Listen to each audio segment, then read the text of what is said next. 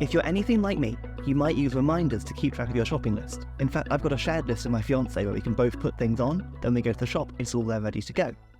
But as that list grows and grows, it becomes quite hard to keep track of everything, and I end up tapping and dragging to reorder things so I can group similar objects together for my shop, so put all the fruit and veg together, put all the bread together. Well, iOS 17 has got a new setting in reminders that does it all automatically for you. So while I'm on my shopping list, I'm going to press the three dots in the top corner and then show list info. From here, there's an option for the type of list you want, and right now it's a regular list, but if I tap on here, I can toggle it to a shopping list. This is quite a niche setting, but for shopping lists, it is absolutely amazing.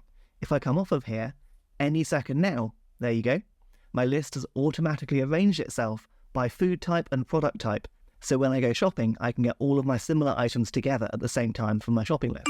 Of course, I can minimize and expand these categories, I can reorder them, and I can move things between them as well if I wanted to. I can even add new things at the bottom, and iOS will automatically sort it into the right place for me. Also in reminders, I can also look at my items as columns rather than one massive long list.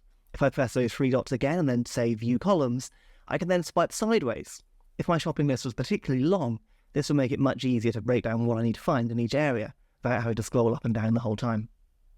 This is just another little update in iOS 17 to make your iPhone life better than ever, and if you want to see more things that have changed, check out this playlist on the end screen now. And don't forget, if you want more iPhone quick tips, you need to subscribe down below, that way you won't miss any on your homepage in the future.